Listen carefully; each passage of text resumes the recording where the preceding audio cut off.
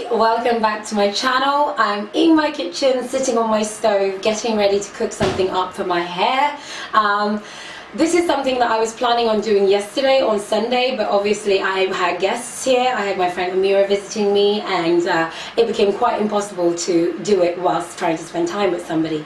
And also I wanted to record it to show you guys my adventure with Rhassoul Clay. Now this is a clay, I mean I will read you the information, but it looks like this. It's from Shea Butter Cottage, and the consistency is just sand, basically, it's clay. Rhassoul comes from an Arabic word which it means rasala, washing, basically. And Rhassoul Clay is from the Moroccan mountains, the Atlas Mountains in Morocco. It's something that's being mined from the Atlas Mountains since the 8th century, and it's a product that Moroccan women use for their skin and their hair.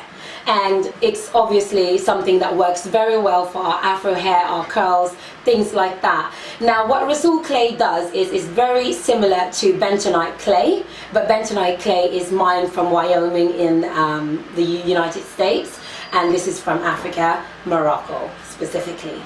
So what Rhassoul Clay does is it detoxifies your skin and your hair, depending on where you use it and depending on what products you mix with it. So it is a mineral, it is positively charged, which means that it will attract to it all of the impurities that is in your hair and make it clean, make it soft. It also acts as a softener, which means that it softens up your curls, gives it a little bit of bounce, and basically it's great to use once a month when you're doing a purifying wash for your hair. Bentonite clay cleans your hair, but Rhassoul Clay leaves it clean and soft. So this is going to be very interesting. Now I wanted to do this live on camera because I have never done it before. It's something that I'm experimenting with now, as I've been recommended to use it for my natural afro.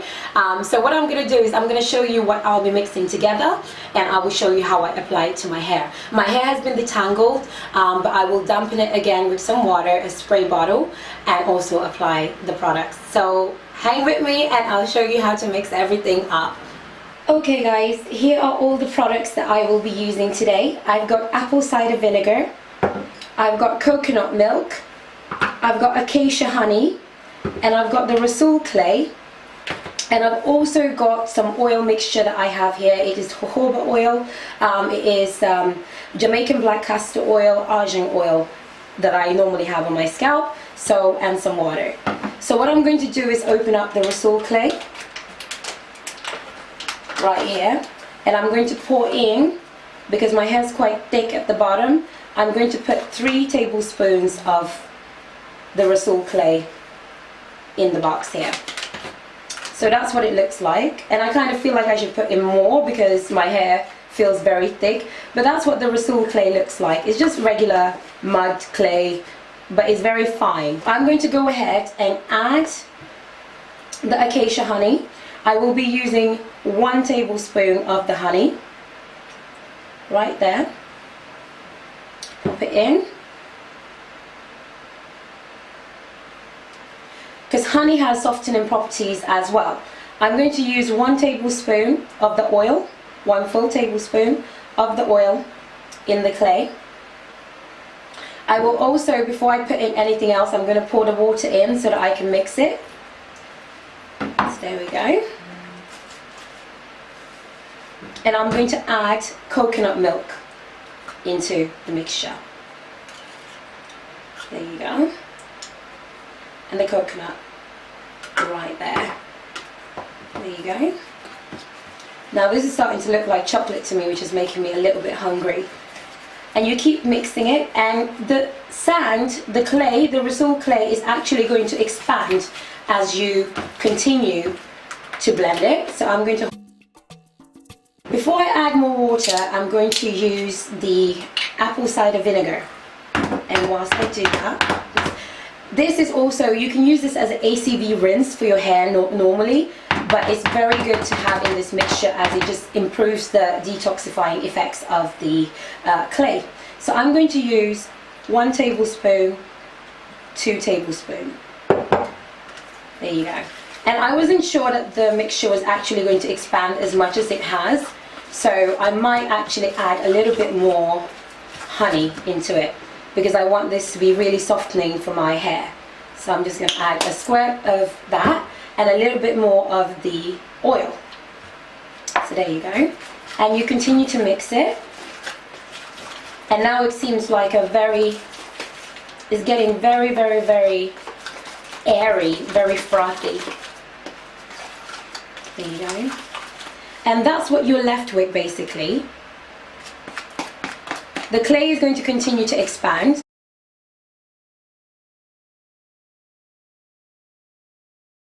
Once you've mixed it, you need to let it sit for about 20 minutes before you put it on your hair. So I've let the mixture stay for a little bit, and now I'm back and I've got my natural hair in twists. So I've got them in like 4 twists at the moment. So I've detangled my hair.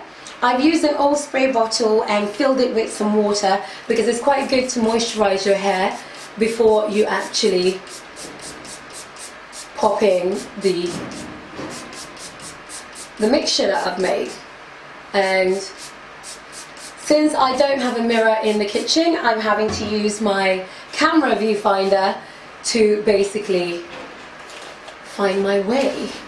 So detangle the hair again. I mean, if you pre-detangle, it's probably going to make your life a lot easier. But what I'm going to do now is I've gone through all of this hair.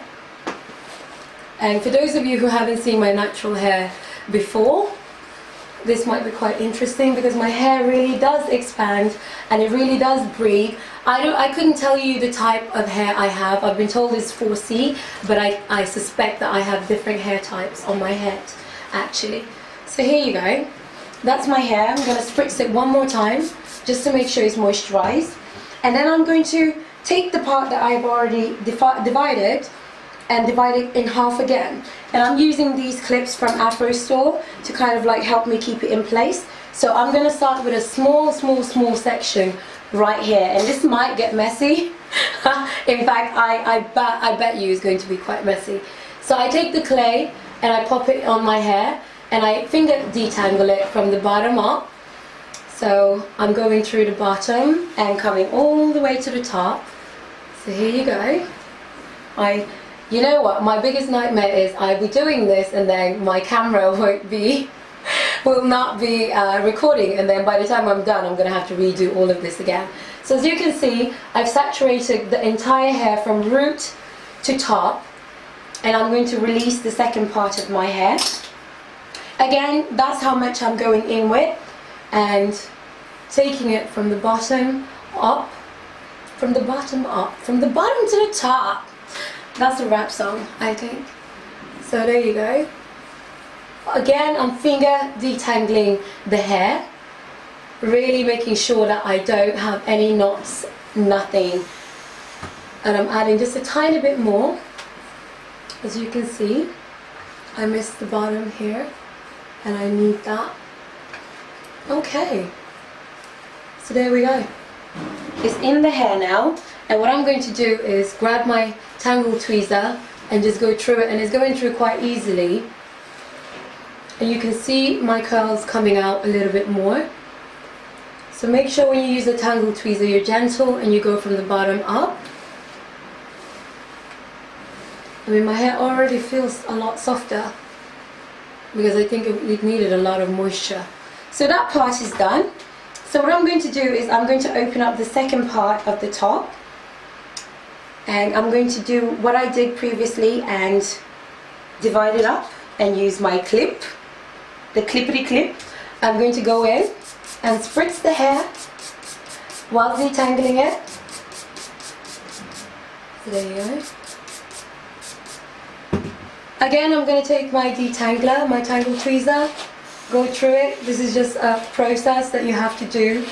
Okay, so we've done this part, and you can see exactly what's happened right now. My hair has basically curled to its curl pattern that I would love it to be all the time, but it obviously isn't. I'm going to continue with the second half of the top of the front, basically. And the clay just continues to expand. It's just absolutely amazing. What you guys don't get to see is my camera told me my memory card was full, so I had to go wash my hands, change it, and come back. Okay, so here we go. My baby hairs. my baby hairs. Okay, and then you run your comb through it, your tangle tweezer. Try not to use anything which is a small tooth comb, because it can be very, very, very harmful for your hair, and it can just pull out your roots if you're not careful.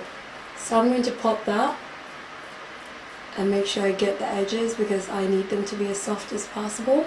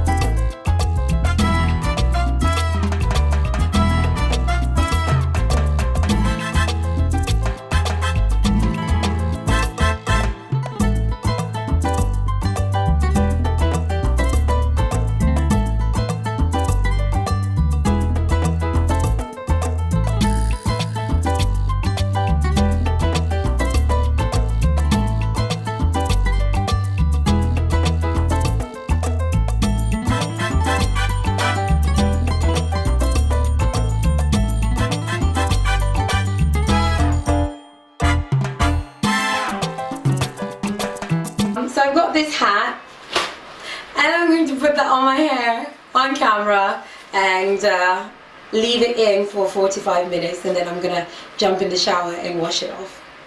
Here goes nothing. Now tuck those pieces in.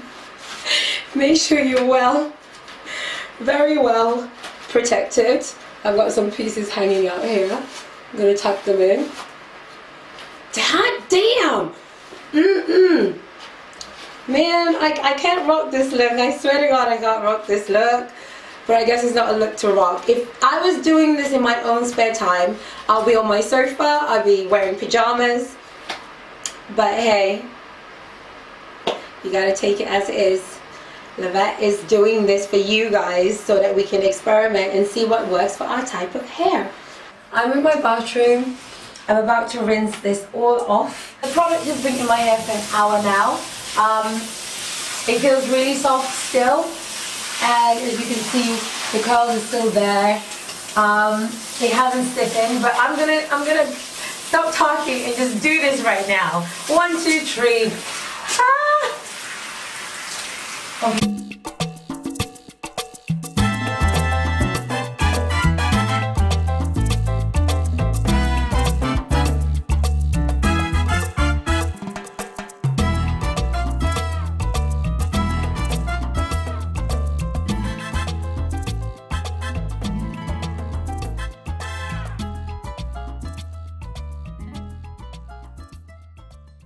My natural hair, my natural pattern. I have very soft hair, which is like baby. My hair feels very soft, it feels very bouncy. I love it. This is how my hair looks after all of my treatment. My curls are very, I mean, you guys can't probably see it, but I haven't done anything to my hair. I've just pinned this part back, and I've put some Jamaican castor oil on my edges. This is what my edges look like these days. Love how it is. The Rhassoul Clay is one of my newest favorites when it comes to hair treatments, I have to say. I just feel like I keep touching my hair. So sorry for doing that. It just that I keep touching my hair because it just feels so soft, the softest I have ever seen my hair. It's very, I'm just gonna stand here and just touch my hair for a while, because I feel at peace. I feel grateful, because at the end of the day, I lost all of my hair in 2012 to a really bad weave, and then I decided to cut it all off. So if you take it from 2013, 2014, we're now in 2015, I'm probably 2 years out of into the natural hair journey. And we call it a journey, but it's really returning to what we had before relaxers, before flat ironing, before any of that. And I just feel very, very, very grateful to be able to be standing here today with my natural hair, doing treatments on it and feeling how soft it is after doing each treatment. And I was just like, why would I ever have done anything to my hair like that damaged it? It's unbelievable. It's something that, you know, we have to be aware of. I know some of you do relax your hair and it works perfectly fine because it suits your needs, and I applaud you for that. You should always do with your hair what you feel is right for you, whether it is doing braids, continuing with wigs, or doing weaves, or relaxing it. But for me, when I am not wearing my protective styling of wigs, this is what I like to have my hair as. I'm actually going to leave my hair out for a couple of weeks now and just see what's up. See, you know, get to know my hair, get to talk to her a little bit, see what she likes, see what she doesn't like, you know, that kind of stuff. So before I go to bed, I basically decided to do Afro puffs because it helps my hair not tangle up, and since I want a big fro tomorrow, I thought I might as well just do my little buns.